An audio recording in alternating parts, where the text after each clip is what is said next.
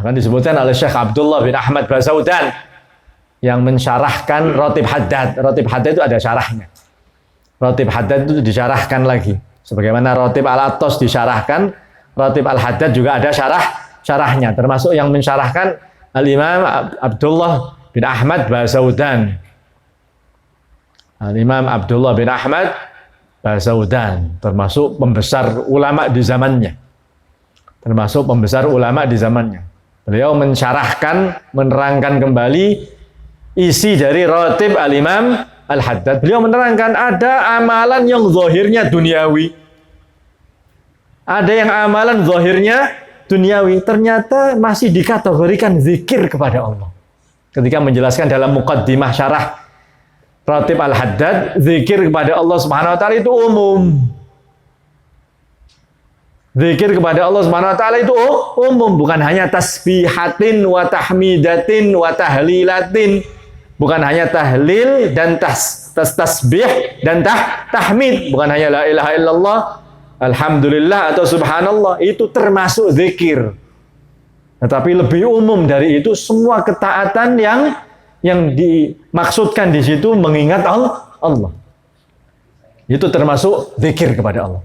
Bahkan Imam Atha bin Abi Rabah, termasuk pembesar ulama kalangan tabi'in, kalau tidak salah kalangan tabi'in, generasi tabi'in, beliau menyebutkan majalisul halali wal haram.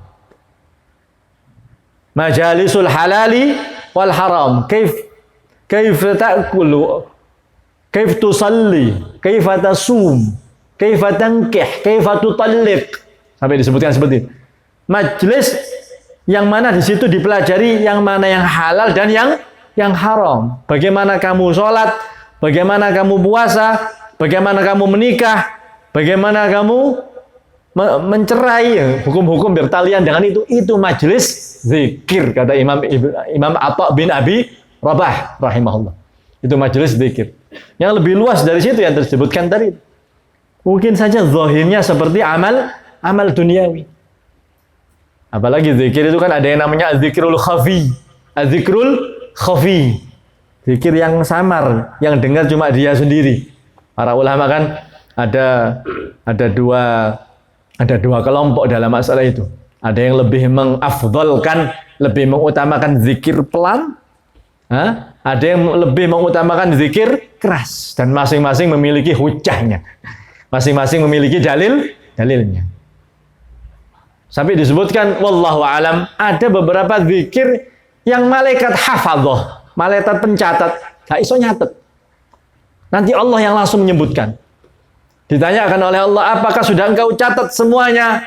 Sudah ya Allah. Apa kata Allah Subhanahu wa taala? Ada amalan-amalan yang belum tercatat, yaitu zikir yang tidak diketahui oleh malaikat hafadzah sekalipun. Az-zikrul khafi. Zikir yang sama. Nah, ya, mungkin meskipun zahirnya amal duniawi misalnya, kalau dia meniatkan hanya saja disebutkan karena mungkin dia kurang menghayati amalan tersebut, kemudian blank, sudah lupa akan Allah. Akhirnya seakan-akan kemasannya zahirnya hanya dunia. Dicontohkan oleh Syekh Abdullah Basaudan seperti birrul walidain. Seperti orang berbakti kepada orang tua. Karena dia tidak mengambil betul dari berbakti kepada orang tua itu sebagai suatu ibadah. Mungkin akhirnya kadang-kadang kepeksa. Akhirnya seakan-akan tidak ada ibadah. Padahal itu ibadah disebut Syekh Abdullah Basaudan. Itu zikir. Itu zikir. Syekh Ahmad Basaudan. Menyenangkan orang. Mengkabulkan hajatnya orang. Sampai diceritakan Sayyid Ali bin Abbas Al-Maliki rahimahullah. Abahnya Abu Al-Maliki rahimahullah.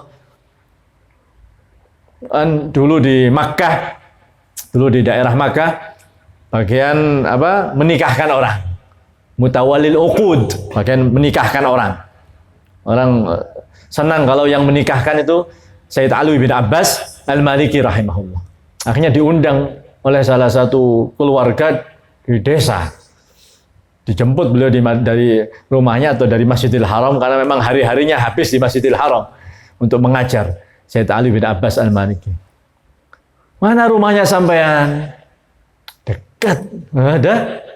Dekat wahai Sayyid, dekat. Dekat wahai Sayyid. Naik sudah, ha? Sudah naik sekedup onta itu, bukan naik rumah-rumahan onta itu. Naik. Di mana ini? Ramyatu hajar. Ramyatu hajar itu ngiro-ngiro tok. Biasanya orang Arab ngomong ramyatu hajar sak balangan watu.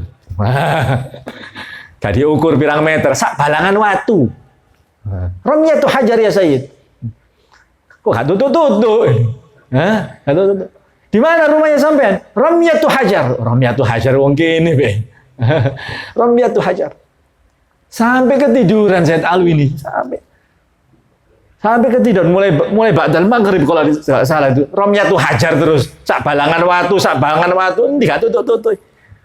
Sampai pertengahan malam, sampai lama baru.